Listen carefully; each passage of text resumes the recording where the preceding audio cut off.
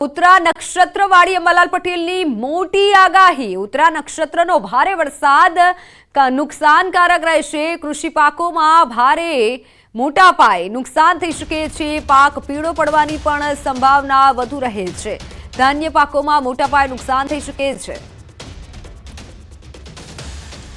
ઉત્તરા ફાલ્ગુની નક્ષત્રમાં સૂર્ય હોવાથી આ નક્ષત્રનું પાણી સારું ગણાય છે। અગાઉ પૂર્વ ફાલ્ગુની નક્ષત્ર હતું। પૂર્વ ફાલ્ગુનીનું નક્ષત્ર કૃષિ પાકો માટે સારું ગણાતું નથી, એટલે જો ભીનામાં કૃષિ કાર્યો કરવામાં આવ્યા હોય તો પાક પીળો પડી જાય છે। પણ ઉત્તરા ફાલ્ગુની નક્ષત્રમાં પરંપરાગત જ્ઞાન પ્રમાણે કહેવામાં આવે છે, જો વર્ષે ઉતરા તો ધાન ન ખાય કૂતરા, એટલે આ નક્ષત્રમાં લગભગ અનાજ એટલું મબલખ પાકે છે કે એનો રોટલો કૂતરા પણ ખાતા નથી। આવતીકાલથી વરસાદનો નવો રાઉન્ડ શરૂ થશે। ઉત્તરા ફાલ્ગુન નક્ષત્રમાં વરસાદની આગાહી। 16-17 સપ્ટેમ્બરે ભારે વરસાદ થઈ શકે છે। પૂર્વ ગુજરાતના ભાગોમાં ભારે વરસાદ થઈ શકે છે। મધ્ય દક્ષિણ ગુજરાતમાં હળવા વરસાદની આગાહી છે। સૌરાષ્ટ્રના ભાગોમાં પણ હળવા વરસાદની શક્યતા છે। તારીખ 13થી લગભગ 16-17માં રાજ્યના ભિન્ન ભિન્ન ભાગો વરસાદ થવાની શક્યતા રહેશે। એમાં લગભગ પૂર્વ ગુજરાતના ભાગોમાં કંઈક સારો વરસાદ થવાની શક્યતા રહેશે। રાજસ્થાનના એડજોઇંગ ભાગમાં સારો વરસાદ થવાની શક્યતા રહેશે। આ ઉપરાંત મધ્ય ગુજરાતના પૂર્વ ભાગમાં પણ વરસાદ ઝાપટા પડવાની શક્યતા રહેશે। સૌરાષ્ટ્રના ભિન્ન ભિન્ન ભાગોમાં વરસાદ ઝાપટા પડવાની શક્યતા રહેશે। દક્ષિણ ગુજરાતના ભાગોમાં હળવા ભારે વરસાદ ઝાપટા પડવાની શક્યતા રહેશે। એટલે ઉત્તરા ફાલ્ગુની નક્ષત્રમાં વરસાદ થવાની શક્યતા રહેશે। અને ઉત્તરા ફાલ્ગુની નક્ષત્ર પછી હસ્ત અને પછી ચિત્રા એ નક્ષત્રો ચોમાસાના ગણાય છે। આમ તો સ્વાતિ ગણાય છે, પણ સ્વાતિ નક્ષત્ર સમંદરમાં વરસે એવું કહેવાય છે। શરદ પૂર્ણિમામાં કાળા વાદળોમાં ચંદ્ર ઢંકાયેલો હોય તો વાવાઝોડાની સંભાવના વધુ રહે છે। શ્યામ વાદળમાં ઢંકાયેલો રહે તો દરિયામાં ભારે હલચલ જોવા મળશે। સપ્ટેમ્બર મહિનાના એન્ડમાં ભારે વરસાદ થઈ શકે છે। ઓક્ટોબરની શરૂઆતમાં પણ ભારે વરસાદની વકી છે। શરદ પૂર્ણિમામાં કાળા શ્યામ વાદળમાં ચંદ્ર ઢંકાયેલો હોય તો વાવાઝોડા થતા હોય છે। એટલે આ જે શ્યામ વાદળમાં ઢંકાયેલો છે તો સમુદ્રમાં ભારે હલચલ જોવા મળશે અને લગભગ વાહનો છે એની અસર થાય તેવું રહેશે। રમણીક વામજાની કૃષિ પાકવાળી મોટી આગાહી। ઉત્તરા નક્ષત્રના વરસાદથી પાકમાં ભારે નુકસાન સંભવતઃ થઈ શકે છે। એટલે ઉત્તરા ફાલ્ગુન નક્ષત્રનો વરસાદ ઝેરી હોય છે। ધાન્ય પાકોમાં મોટા પાયે નુકસાનકારક બની શકે છે। ઘઉં, બાજરી સહિતના પાકોમાં નુકસાન થઈ શકે છે। કપાસ, મગફળીમાં પણ નુકસાન પહોંચી શકે છે। બાગાયતી પાકોમાં પણ નુકસાન થઈ શકે છે। ઉત્તરા ફાલ્ગુન નક્ષત્ર થવાથી પાછત્ર વરસાદ થવાથી પાક પાણીમાં ઘણા નુકસાન થાય।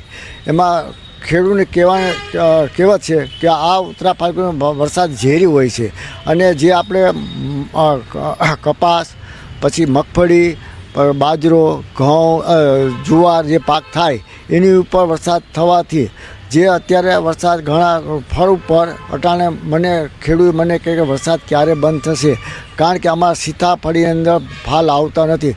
ત્યારે મેં કીધું હજી પણ પાછતરા વરસાદ થશે। ચીકુના પાકમાં નુકસાની, કેળના પાકમાં નુકસાન થયેલું હોવાથી, કારણ કે આ આપણે 27 નક્ષત્રોમાંથી દરેક નક્ષત્ર બીજા પાયો પર નવરાત્રીમાં ગાજવીજ સાથે ધોધમાર વરસાદની વકી। નવરાત્રીમાં સમગ્ર ગુજરાતમાં વરસાદની આગાહી। કેટલાક વિસ્તારમાં 2 થી 4 ઇંચ જેટલો વરસાદ થઈ શકે છે તો રાજકોટ, ભાવનગર, અમરેલી સહિતમાં ભારે વરસાદની વકી। દશેરા બાદ પણ વરસાદ થઈ શકે છે। શિયાળુ પાક મબલખ થશે। ખેડૂતોએ કોઈ જ પ્રકારની ચિંતા કરવાની જરૂર નથી। 4 ઇંચ વરસાદ થાય રાજકોટ, ભાવનગર, અમરેલી વિસ્તારમાં મરનારી વરસાદ થાય। અને જે હાથીઓ બેસે તારીખ 26/9 હાથીઓ બેસે છે અને હાથીઓ જે 7 તારીખ પૂરશે તે વરસાદ નોરતાની અંદર થશે। ગાજવીજ સાથે વરસાદ થશે।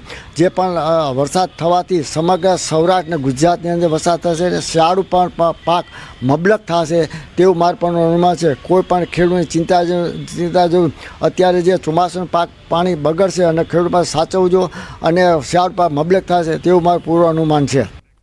મહત્વના સમાચાર સામે આવી રહ્યા છે। શેર બજારમાં જોરદાર ઉછાળો જોવા મળ્યો છે। સેન્સેક્સમાં 1470 પોઈન્ટનો ઉછાળો જોવા મળ્યો છે। નિફ્ટીમાં 400થી વધુ પોઈન્ટનો ઉછાળો જોવા મળ્યો છે। શેર બજારમાં જોરદાર ઉછાળો જોવા મળ્યો છે।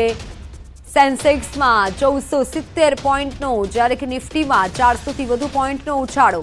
સેન્સેક્સે 83,000ની સપાટી વટાવી છે।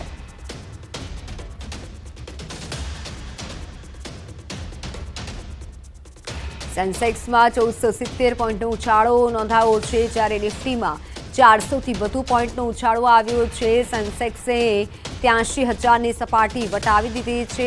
જોરદાર ઉછાળો શેર બજારમાં જોવા મળ્યો છે। સેન્સેક્સમાં વધુ ઉછાળો જોવા મળ્યો છે। 1470 પોઈન્ટનો ઉછાળો સેન્સેક્સમાં જોવા મળ્યો છે, જ્યારે નિફ્ટી 400થી વધુ પોઈન્ટ વધી।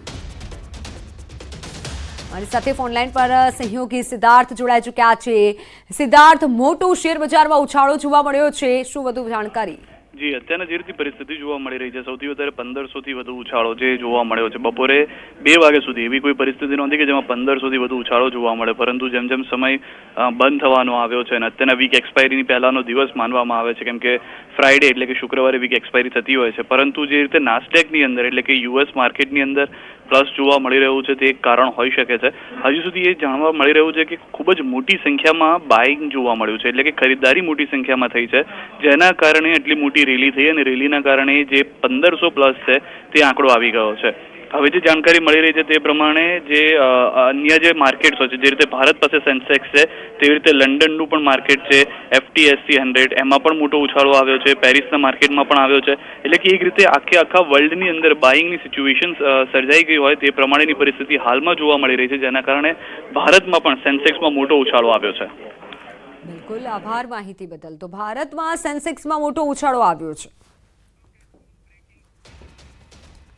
અમદાવાદમાં સ્કૂલ બસ ચાલકે સર્જેલ અકસ્માતનો મામલો, સમગ્ર ઘટનાના સીસીટીવી ફૂટેજ સામે આવ્યા છે। સ્કૂલ બસ ચાલકે એક્ટિવા ચાલક મહિલાને ટક્કર મારી હતી। હાથીજણ જશોદાનગર રોડ પરની આ ઘટના અકસ્માતમાં મહિલાનું મોત નીપજ્યું હતું। ટ્રાફિક પોલીસે સમગ્ર મામલે વધુ તપાસ હાથ ધરી છે। ફોનલાઈન પર સંવાદદાતા ઋત્વિજ જોડાઈ ચૂક્યા છે। ઋત્વિજ, ઘટના વિશે શું વધુ જાણકારી? જી મિત્રો, વાત કરું તો ગઈકાલે બપોરે લગભગ 1 વાગ્યાની આસપાસનો બનાવ હતો, જ્યારે આ જે મહિલા છે તે જશોદાનગર હાથીજણ રોડ છે ત્યાંથી પસાર થઈ રહી હતી। એક્ટિવા પર જ્યારે મહિલા પસાર થઈ હતી તે દરમિયાન પૂરપાટ ઝડપે પાછળથી આવી રહેલ જે સ્કૂલ બસ ચાલક છે તેને ટક્કર મારી હતી અને મહિલાને ગંભીર રીતે ઈજા પહોંચી હતી અને તેનું ઘટના સ્થળ પર જ મૃત્યુ નીપજ્યું હતું। જ્યારે સમગ્ર ઘટનાની જાણ ટ્રાફિક પોલીસને કરવામાં આવી હતી, ત્યારે જે ડિવિઝન ટ્રાફિક પોલીસ છે તે તાત્કાલિક ઘટના સ્થળ પર પહોંચ્યા હતા અને આ મામલે વધુ તપાસ શરૂ કરી હતી। જોકે જે ઘટના છે તે સીસીટીવી કેમેરામાં પણ કેદ થઈ હતી, જેમાં સ્પષ્ટપણે જોઈ શકાય છે કે જે પૂરપાટ ઝડપે આવી રહેલી સ્કૂલ બસ છે તેણે આ એક્ટિવા ચાલક મહિલાને ટક્કર મારી હતી। હાલમાં પોલીસ દ્વારા આ સમગ્ર મામલે સીસીટીવી ફૂટેજ કબજે કરીને વધુ તપાસ શરૂ કરવામાં આવી છે। બિલકુલ ઋત્વિજ, આભાર માહિતી બદલ। તો જૂનાગઢ મનપાની ઝોનલ કચેરીમાં કચરાની ડોલ લેવા અફરાતફરી મચી। સૂકા અને ભીના કચરા માટે આપવામાં આવતી ડોલ લેવા પડાપડી થઈ। શહેરની ટીંબાવાડી ઝોનલ ઓફિસ પર ડોલ લેવા લોકોએ ધક્કામુક્કી કરી હતી। વિતરણમાં અવ્યવસ્થા સર્જાતા મહિલાઓએ હોબાળો કર્યો। કર્મચારીઓની આજીજી છતાં લોકોએ કચરાની ડોલની લૂંટ ચલાવી। મનપાના કર્મચારીઓએ કમિશનર સહિતના અધિકારીઓને રજૂઆત કરી। શહેરમાં છેલ્લા 5 દિવસથી કચરાની ડોલનું વિતરણ કરવામાં આવી રહ્યું છે।